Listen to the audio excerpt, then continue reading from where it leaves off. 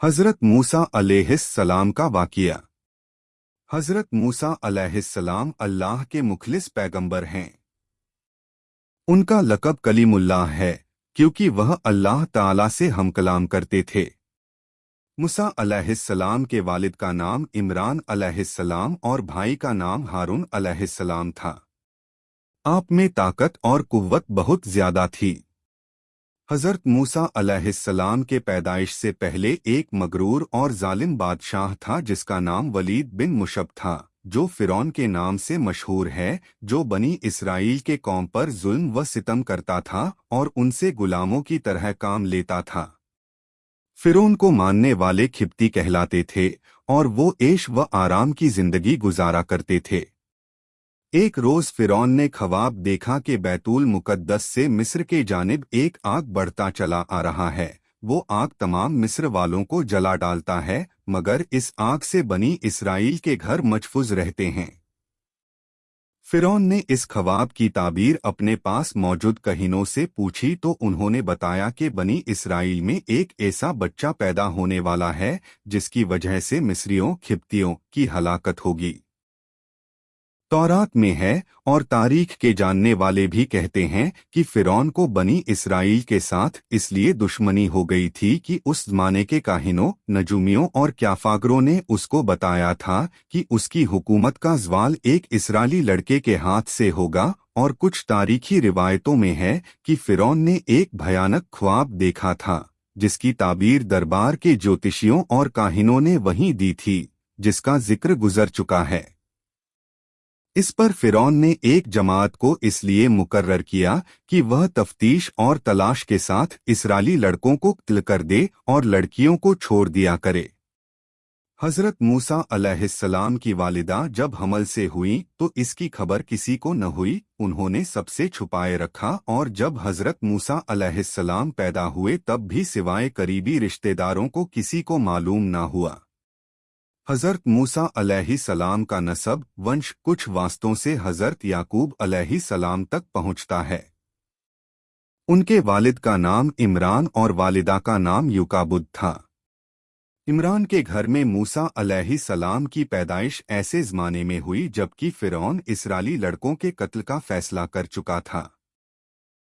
बहरहाल जूं करके 3 माह तक उनके पैदा होने की किसी को मुतलक खबर न होने दी। इस सख्त और नाजुक वक्त में आखिर अल्लाह ताला ने मदद की और मूसा अलैहिस्सलाम की वालिदा के दिल में यह बात डाल दी कि एक ताबूत की तरह का संदूक बनाओ, जिस पर राल और रोगन पालिश कर दो ताकि पानी अंदर असर न कर सके, और उसमें उस बच्चे को हिफाजत से रख दो और फिर उस संदूक को नील नदी के बहाव पर छोड़ दो। हज़रत मूसा अलैहिस्सलाम की मां ने ऐसा ही किया और साथ ही अपनी बड़ी लड़की मूसा की बहन को लगाया कि वह इस संदूक के बहाव के साथ किनारे किनारे चलकर संदूक को निगाह में रखे और देखे कि अल्लाह ताला उसकी हिफाजत का वायदा किस तरह पूरा करता है, क्योंकि मूसा अलैहिस्सलाम की वालिदा को अल्लाह ताला ने यह बशारत पहले ही सुना दी थी कि हम इस बच्चे को तेरी ही तरफ ला कर देंगे और यह हमारा पैगंबर और रसूल होगा। हज़रत मूसा अलैहिस्सलाम जिस संदूक में थे वह संदूक बहते बहते फ़िरौन के महल के पास पहुंचा। महल के दरबारियों ने संदूक को निकाल लिया। फ़िरौन की बीवी आसिया रज़ी अल्लाहु अन्हा जो नेक खातून थीं, हज़रत मूसा अलैहिस्सलाम को देखा और फ़िरौन से कहा, ये तेरी और मेरी आँखों की ठंडक है और इसे अपना बेटा बना लें। जब हज़रत मूसा अलैहिस्सलाम को भूख लगी और दूध के लिए रोने लगे तो दूध पिलाने वालियां लाई गईं, लेकिन मूसा अलैहिस्सलाम ने किसी का दूध नहीं पिया। करीब में ही मूसा अलैहिस्सलाम की बहन जो आपकी निगरानी करते हुए पीछे आई थीं कहने लगी, मैं एक घर जानती हूँ जो इस बच्चे को दूध पिला सकती है। इस तरह अल्लाह ताला ने मूसा अलैहिस्सलाम को वापस उनकी माँ के पास लौटा दिया। मूसा अलैहिस्सलाम ने फ़िरौन के महल में पाई और जवान हुए। अल्लाह ताला ने मूसा अलैहिस्सलाम को ताकत व कुव्वत बहुत अता की थी।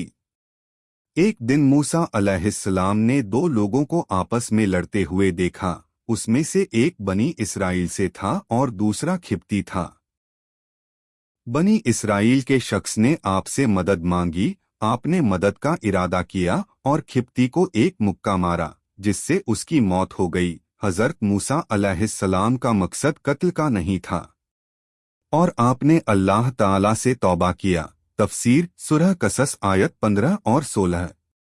अगले दिन जब मूसा अलैहिस्सलाम शहर के तरफ निकले तो देखा कि वही बनी इसराइल फिर किसी से झगड़ रहा है और आपको देखकर फिर से आपसे मदद तलब की। आपने फरमाया, तू तो झगड़ालू आदमी है, और उसके मुकाबले वाले खिप्ती के तरफ हो गए। बनी इसराइल ने कहा कि कल जैसे एक आदमी को मारा था, क्या आज मुझे भी मार डालोगे?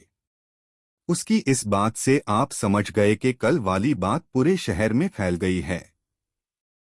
जब फिरौन को पता चला कि मूसा अलैहिस्सलाम ही मिस्री के क़ातिल हैं, तो फिरौन ने जल्लाद को हुक्म दिया कि मूसा को गिरफ्तार कर हाजिर करे।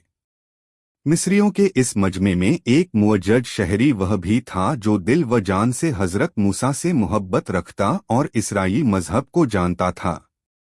यह फिरौन ही के खानदान का आदमी था और दरबार में हाजिर था।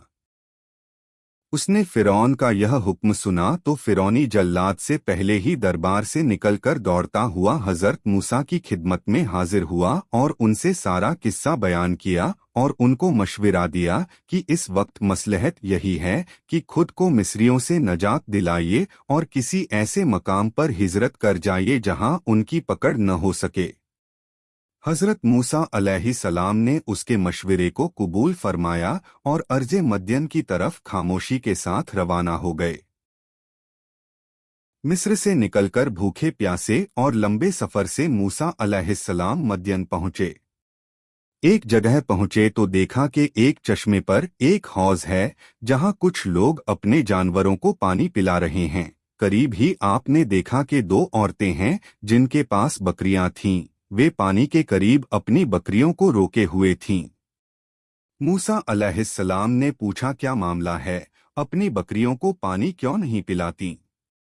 वो बोली कि जब तक ये चरवाहे अपने जानवरों को पानी नहीं पिला लेते, हम नहीं पिला सकती और हमारे वालिद बहुत बूढ़े हैं। ये सुनकर मूसा अलैहिस्सलाम ने आगे बढ़कर उन सबको को हटाया और बकरियों को पानी पिलाया।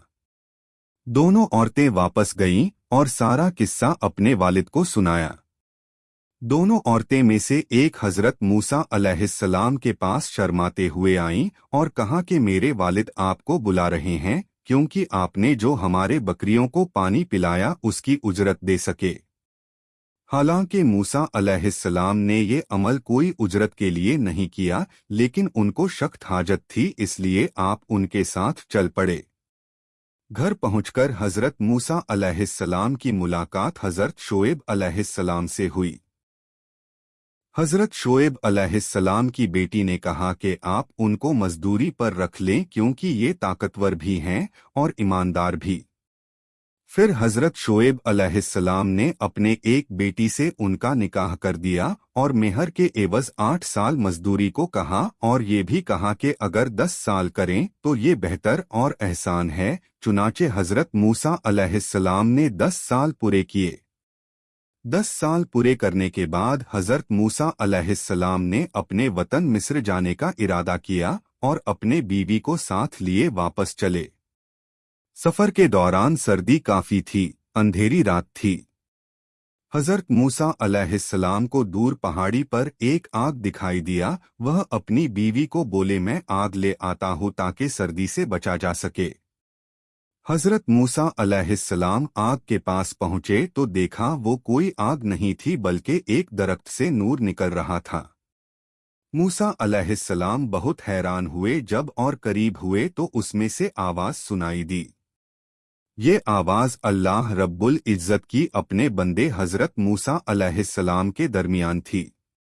अल्लाह ताला ने फरमाया, ए मूसा, मैं तुम्हारा परवरदिगार बोल रहा हूँ। फिर आवाज आई, ये तुम्हारे हाथ में क्या है?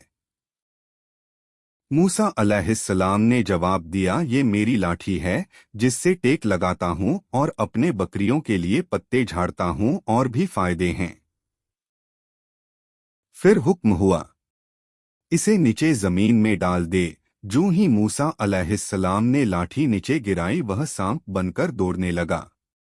ये देख मूसा अलैहिस्सलाम पीठ फेरकर भागे, पीछे मुड़कर भी ना देखा। फिर अल्लाह ताला ने इरशाद फरमाया, मूसा डर मत और इस लाठी को पकड़, हम दोबारा लाठी बना देंगे। मूसा अलैहिस्सलाम ने सांप को पकड़ा तो वह लाठी बन गया। अल्लाह ताला ने फिर फरमाया, अपने हाथ को अपने गरेबान में डाल। मूसा अलैहिस्सलाम ने ऐसा ही किया। जब हाथ बाहर निकाला तो आपका हाथ सूरज की तरह चमक रहा था। अल्लाह ताला ने 2 मोजज़े हज़रत मूसा अलैहिस्सलाम को दिए। फिर अल्लाह ताला ने फरमाया, फिरौन और उसके कौम के तरफ जा, यकीनन वो बहुत सरकश और नाफरमान है। फिर मूसा अलैहिस्सलाम ने कहा, ए मेरे परवरदिगार, मेरी जुबान की गिराह खोल दे और मेरे काम में आसानी फरमा और मेरे भाई हारून अलैहिस्सलाम को मेरे साथ कर दे। अल्लाह ताला ने आपकी दुआ कबूल फरमाई। इस तरह हज़रत मूसा अलैहिस्सलाम और हज़रत हारून अलैहिस्सलाम को अल्लाह ताला ने नबूवत से सरफराज फरमाया।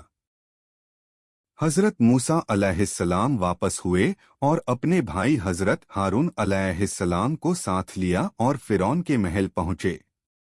महल के दरबानों ने आपको अंदर जाने नहीं दिया। मूसा अलैहिस्सलाम ने कहा, मैं कासिद हूँ, यानी पैगाम लेकर आया हूँ, तो दरबानों ने अंदर जाने दिया। हज़रत मूसा अलैहिस्सलाम ने फिरौन को दीन की दावत दी तो फिरौन ने कहा कि तेरा रब कौन है? जवाब में मूसा अलैहिस्सलाम ने कहा, वो आसमानों और ज़मीन के तमाम चीज़ों का रब है। ये बात मूसा अलैहिस्सलाम ने तमाम दरबारियों से मुखातिब होकर की थी। फिर फिरौन बोला, अगर तू अपने वादे में सच्चा है तो निशानियां पेश कर। अब मौका आ गया था कि वह दोनों मोज़े पेश किए जाएं।